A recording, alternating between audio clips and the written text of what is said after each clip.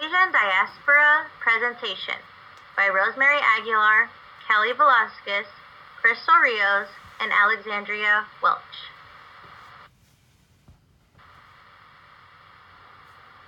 The Asian diaspora in the United States rose dramatically with the 1965 Immigration and Nationality Act, which removed national origin quotas established in 1921, barring immigration from Asian and Arab countries and sharply limiting arrivals from Africa and Eastern and Southern Europe. This number of Asian immigrants grew from 491,000 in 1960 to about 12.8 million in 2014, representing a 2,597% increase. By 1960, Asians represented a 5% of the U.S. foreign-born population. By 2014, their share grew to 30% of the nation's 42.4 million immigrants. Here we have a chart of the Asian immigrant population in the United States from 1980 to 2014. And as you can see at the top, from 1980, there's about 2 million, and it grows steadily to 2014 with 12 million. Okay, we have another chart that shows the region and countries, the number of immigrants, and the percentages. It's just like the one that we showed before on the previous slide. It just goes more into detail. You see at the top they have the Asian total with the 12 million, and then it just breaks it down into the different categories.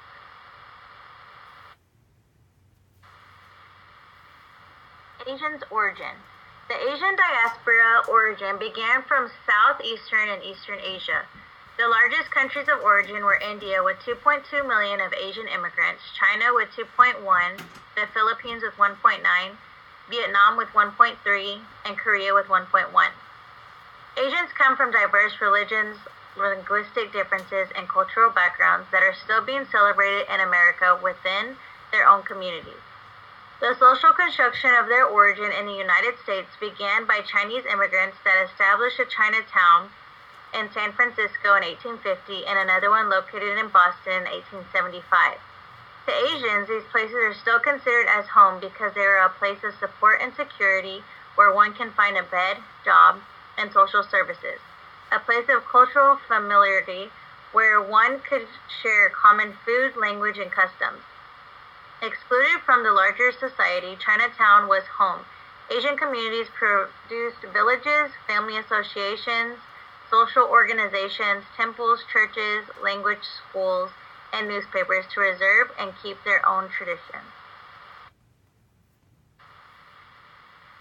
In terms of equity, at the beginning when Asians had just migrated to the United States, they were being denied acceptance to social equality, political rights, citizenship, land ownership, education, and professions. In 1882, Congress even passed the Chinese Exclusion Act, which restricted Chinese immigration for the following 60 years. With the integration with the Asian diaspora, Asians now have many more opportunities in the United States, including being allowed to be active citizens, be aggressive businessmen, have associations, have global networks, international conventions, political rights, and education, and they're able to create communities and much more. Although there will always be discrimination towards Asians, they continue to thrive in the United States by overcoming challenges of inequality by racist people. Asians report that 1 out of 5 Asian Americans have personally been treated unfairly because of race. They receive negative personal experience with bias. However, Asians are less likely to receive discrimination than any other minority group. The Asian community has taken strides to become empowered in the community, business world, and with their families. Despite ridicule, slander, and biased opinions, Asians have become more dominant in the minority community. Health and education. In regards to health, Asians are now more likely to have private health insurance coverage. In fact, 66% of Asian immigrants are insured from the overall foreign-born population. Only 13% of Asian immigrants are uninsured. In regards to education, Asians are now able to obtain a higher education. According to statistics, they have on average much higher educational completion from all other foreign groups in the United States.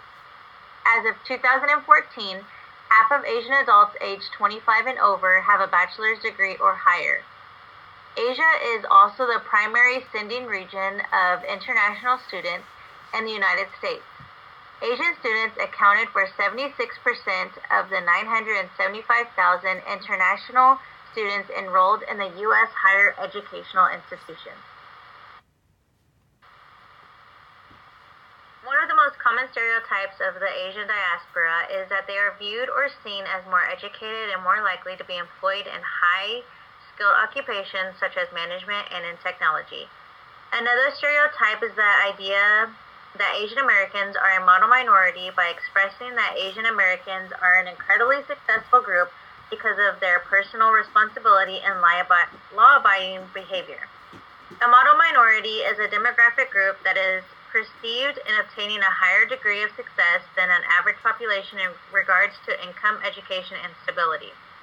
This myth was originated in the 1960s when resentment of anti-Black prejudices, including some white intellectuals, brought the idea into society via the media. In addition, in 1966, the U.S. News and World Report wrote, "At a time when Americans are awash in worry over the plight of racial minorities, one such minority, the nation's 300,000 Chinese Americans, is winning wealth and respect by dint of its own hard work." Still being taught in Chinatown is the old idea that people should depend on their own efforts, not a welfare check, in order to reach America's promised land. Some of the myths of Asian adults is that their children are whiz kids. They believe in higher education, and a large number of their children study at the best American universities. Asians believe that education is the key to success, so they have strict educational rules. More than 61% of Asian populations of adults aged 25 to 64 who have migrated from Asia in recent years have at least a bachelor's degree. According to the U.S. Census Bureau, Asians tend to reside in the state of Hawaii, California, and New York. Bamboo ceiling. Another stereotype is that Asians are unqualified to be leaders and managers in the workplace and are more suited for technical competence positions. This was referred to as the bamboo ceiling, which refers in excluding Asian Americans from executive positions because of the lack of certain factors, including lack of leadership potential and a lack of communication skills. The term is a metaphor that is illustrating how Asians can see managerial positions but cannot reach them despite having the highest educational achievement. This myth makes Asians' educational degrees have less worth than for whites. Crazy Rich Asians. The movie Crazy Rich Asians is being portrayed into society by assigning a rich and powerful character as the protagonist of the movie. This character, who is represented as a leader in Singapore, is a male whose name is Nick Young. Nick's family is extremely wealthy and a high society. All of his family members have a professional, high-skilled job.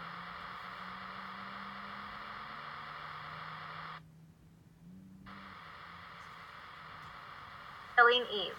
The TV show Killing Eve, the protagonist Eve has a role as a security intelligence officer who is on the lookout for wanted criminals, murderers, and psychopaths. Eve is represented an extremely intelligent female who becomes a leader to an important assignment. Eve gets a minor promotion to be assigned into a new task to track down a specific criminal. The protagonist, Eve, is the first character that investigates all of the minor clues and discovers who the true criminal is. Unique Asian characteristics. What is unique about the Asian population is their sense of loyalty. 54% say that having a successful marriage is one of the most important things in life. 67% say that being a good parent is also one of the most essential. What is even more impressive is that the Asian community is more likely to be married there to shack up. American families 59% versus 51%. Our newborns are less likely, being all U.S. divorced, to have an unmarried mother 16% versus 41%, and their children are more likely than U.S. children to be raised in a household with two parents 80% versus 63% of American families. The Chinese culture features an abundance of the material and spiritual values, unchanged over millennia. The Great Silk Road played an important role in formation of Chinese culture because it was the route by which Buddhism, one of the main religions of Chinese civilization, found its way to the Heavenly Empire. Asia is the largest continent in the world and has the two most populated countries in the world, China and India. Famous landmark is the Great Wall of China, which is the world's largest man-made structure. What was Asia named after? Asia was named after the Greek word Asia, which was used to name the Persian Empire at the time. What does the word Asia mean? A common theory is that the Greek name ultimately derived from the Phoenician word Asu, which means east, and the Akkadian word Ashu, which means to go out, to rise. In reference to the sun, Asia would then mean the land of the sunrise. What is the climate in Asia? The southern section of Asia are mild and hot, while far northeastern areas such as Siberia are very cold. East Asia has a temperate climate. The highest temperature recorded in Asia was 54 degrees Celsius at Tirat Zvi, Israel on June 21st, 1942. How many states are there in Asia? Asia is subdivided into 48 countries, 3 of them, Russia, Kazakhstan, and Turkey, having part of their land in Europe. How many Asians are there in the world? Asia is the most populous continent, with its 4.54 billion inhabitants, accounting for 60% of the world population. That is massive. The world's 2 most populated countries, China and India, together constitute about 36% of the world's population. Economy and politics. The rise of Asia was a transforming event of the economic and political history of the second half of the 20th century. With Asian countries, especially China, still growing at phenomenal rates, Asia's growth performance continues to transform the shape and center of gravity of the global economy. East Asia's growth performance over the past 4 decades by far eclipsed that of the other regions of the world. Many Asian economies have shared in the successes. The first was Japan, then the Tigers, South Korea, Singapore, Hong Kong, Taiwan, and China. The new industrializing economies are Thailand, Malaysia, and Indonesia, and most recently and dramatically China. All East Asian economies have achieved historically exceptional rates of growth for at least 2 decades and often much longer. Over the last 40 years, Korea has been one of the most impressive performers in this remarkable group. These growth rates have inevitably increased the relative weights of the East Asian economies in the global economy. The population is 4.5 billion, 60% of the world, like we discussed on the previous page, and the unemployment rate is only at 3.8%.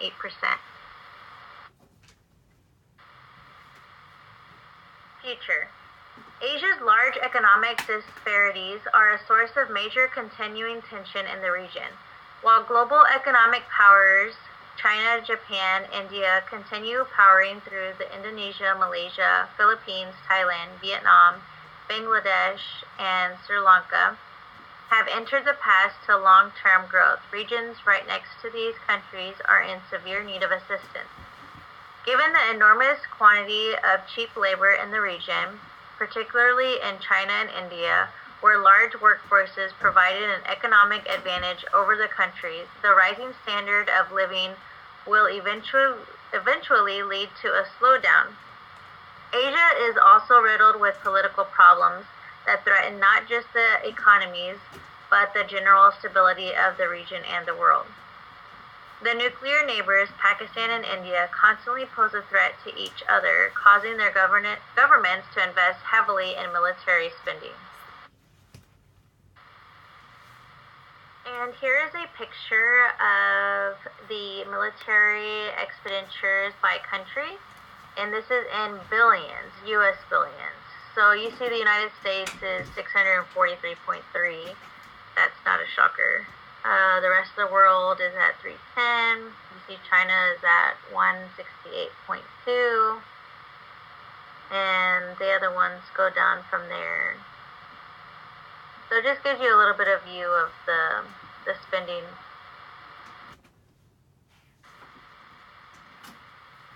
Educational strategies. As I go down from the list, on the right side are the schools that go along with them. So just to give you an idea of what I'm talking about. The Nanyang Model High School in Shanghai, China is one of the oldest public secondary schools in Asia. So that's the first picture up there at the top.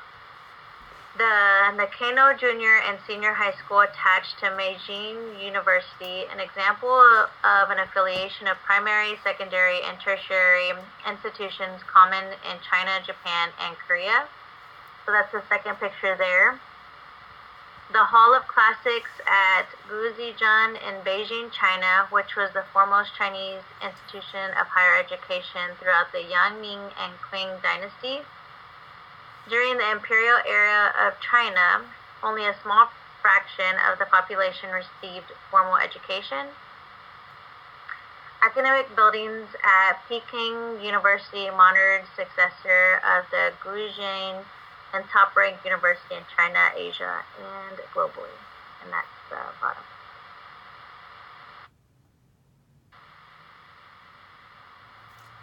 So the educational strategies continue.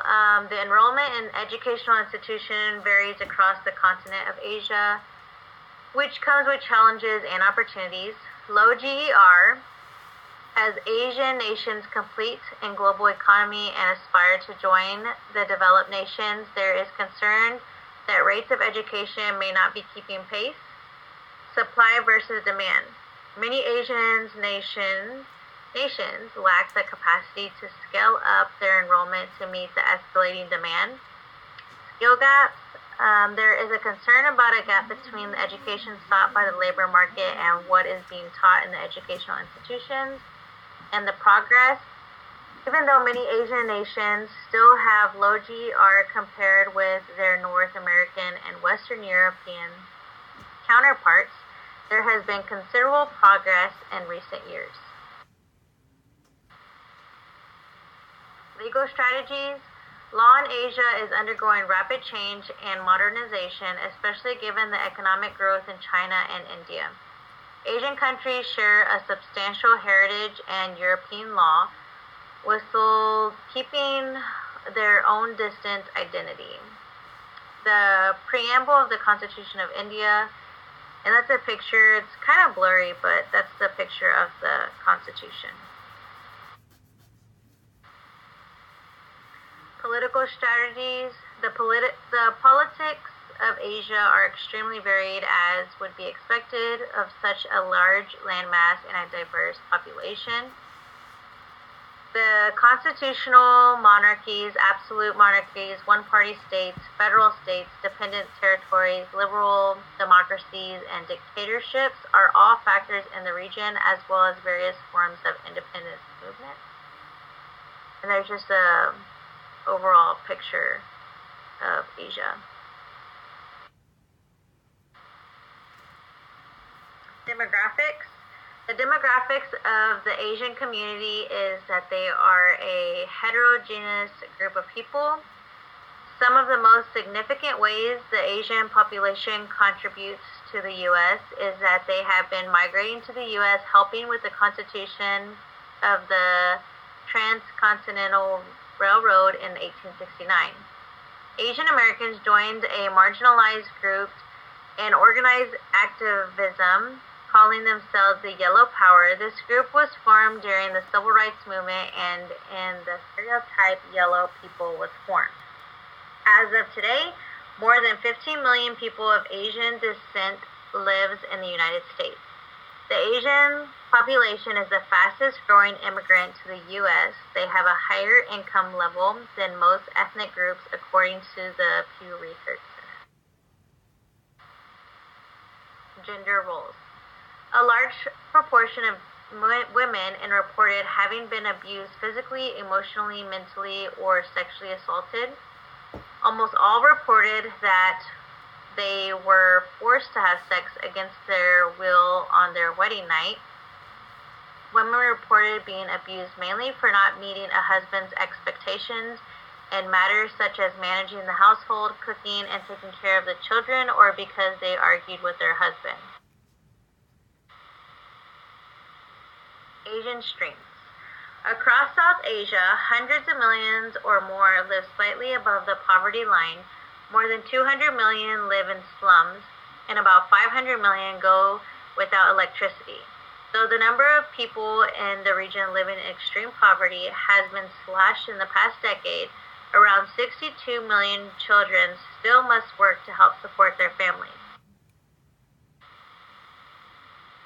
How do Asians differ from the U.S. society? Apparel. Traditional Chinese clothes, hanfu, tangsu, kupao, Shan suit. Traditional Chinese clothes were an evolution of their long, loose, straight-cut jackets and pants or gowns. And here are the examples of the different apparels that we just discussed. The kupao with the girl on top, the tang suit, the hanfu, and the Shan suit.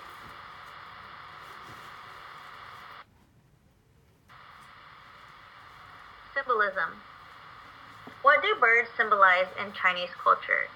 Magpie is regarded as the bird of joy. It symbolizes happiness and luck. In Chinese, the bird is called Ziyu, and the character Zi also means happiness in Chinese. It is said that when the bird nests in your house, it will bring much cause for celebration and many happy occasions. What represents Chinese culture? China is a country rich with heritage and uses colors symbolically within every ceremony, festival, and ritual. Red is a popular color in Chinese culture, symbolizing luck, joy, and happiness. It also represents celebration, vitality, and fertility in traditional Chinese color symbolism. What does water symbolize in Chinese culture? In Chinese philosophy, water is the low point of matter, or the matter's dying or hiding stage. Water is the fifth stage of the Wu Xing. Water is the most yin in character of the five elements. What does dragon symbolize in China? Chinese dragons, also known as East Asian dragons, are legendary creatures in Chinese mythology, Chinese folklore, and East Asian culture at large. The dragon is also a symbol of power, strength, and good luck for people who are worthy of it in the East Asian culture. What does the moon symbolize in Chinese culture? The round shape symbolizes family reunion. Therefore, the day is a holiday for family members to get together and enjoy the full moon. Language. There is a wide variety of language spoken throughout Asia, comprising different language families and some unrelated isolates. The major language families spoken on the continent include Aztec, Austro-Aztec, Austronesian, Caucasian, Dravidian, Indo-Aryan, Indo-European, Afro-Asiatic, Siberian, Sino-Tibetan, and Thai-Kadai. Etiquette. Asians' etiquette is often manifested with the shades of respect and good manners and is highly influenced by the Chinese culture. Religion. Asia is the largest and most populous continent and the birthplace of many religions. Buddhism, Christianity, Confucianism, Hinduism, Islam, Jainism, Judaism, Shinto, Sikhism, Taoism, and Zoroastrianism.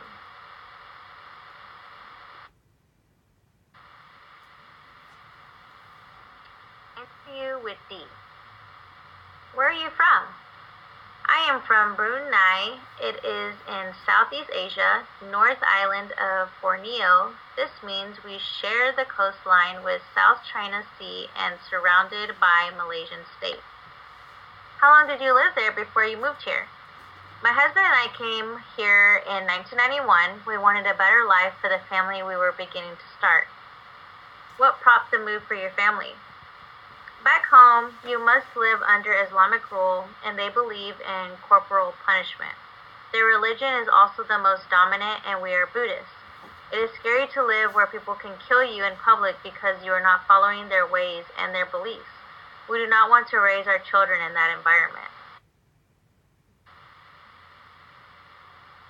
Who did you leave behind?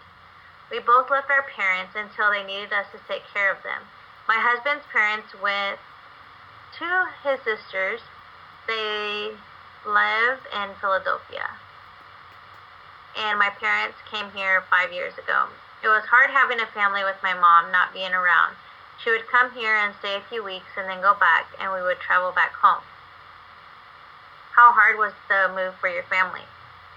The move was more stressful on me because I went to school to become a nurse in my country. When we moved here, a lot of my credits did not transfer. I had to start all over. I went to school full-time and my husband worked. I finished school, passed the boards, and have worked at JP Hospital for 23 years. Do you see a difference in equity in the U.S.? Yes. Here you can practice your religion free will. You do not feel dominated by the overall preference. You have freedom of speech and free will. This is truly the land of the free. I have enjoyed living here and being able to live the way I want to live if I am not doing anything to hurt anyone or breaking any laws. My family is here legally, including my parents. We do not live in fear and we are all in the U.S. It took a lot of time and money, but it was all worth a free spirit. Do you see a lot of your culture here? Yes. Even though we might be different regions and we might be from different nationalists, we are able to come together as one to feel a sense of home. I enjoy what they call Little Chinatown in Arlington. They have established a bank, markets, restaurants, and they have even created a temple for worship. How has life been different here versus life from where you are from? Our lives have been better mentally, educational, better, and financially. If you ask me what class we and I would say of the privilege, but we are grateful and humbled to know that we work for where we are today. And it was a hard work to get here. Was there a time where people said racial remarks to you? People always will say and look like, or they assume we all have nail shops or Chinese restaurants. And that is not all true. We do not all look alike. This is only what you assume. We do not all have nail shops or restaurants. Some of us have other interests in education and business. Do you feel that you made the correct choice moving? Yes, I did make a good decision. This is the only country my children know. They are Americans, and they can be anything they want to be in life and go to any state and live peacefully. Asian American experience. About half of the Asian population in the United States has settled in California with 32%, New York with 10%, and Texas with 7%. This makes 21% of the total Asian immigration population in the United States. They began to work as miners, railroad builders, farmers, factory workers, and fishermen. In 1870, they represented 20% of California's labor force. Their American experience has been pretty successful up to date. From wanting to migrate to the United States to obtain better opportunities, they have significantly higher incomes from both foreign and U.S. born populations. In fact, in 2014, the median income of an Asian immigrant household was $70,000, which is higher than the average household income in the United States. In addition, as 2014, 59% of the 12.8 million Asian immigrants in the United States has received U.S. citizenship compared to 47% of all immigrants. Human service professionals. The specific goals of the standards are to enhance knowledge, skills, and values, and practice and policy development relative to culturally diverse populations. Articulate specific standards to guide growth, learning, and assessment in the area of culture competence. Establish indicators so that social workers in all areas of practice can monitor and evaluate culturally competent practices and policies in relationship to these standards. Educate consumers, governmental regulatory bodies, insurance carriers, and others about the profession standards for culturally competent practice. Maintain or improve the quality of culturally competent services provided by social workers and agencies, programs, and private practice settings. Inform specific ethical guidelines for culturally competent social work practices in agency and private practices. Settings document standards for agencies, peer review committees, state regulatory bodies. Strategies for promoting social and economic justice. BOAT, People SOS, BPSOS, seeks to empower individuals, strengthen families, and build communities through direct services, advocacy, community organizing, and development, leadership development, grassroots media, research, and international initiatives. There must be policies in place to uphold racial equality. Promote a fair, equitable society for all by working for civil and human rights and empowering Asian Americans. Asian Pacific Partners for Empowerment, Advocacy, and Leadership. APPEAL is a national health justice organization working to achieve health equity for Asian Americans. We made it to our reference page. Thank you so much for listening to our presentation. I hope you learned something along the way and enjoyed what we provided. We had a great time putting this together, and I want to wish everyone good luck and all of the best. Thank you so much.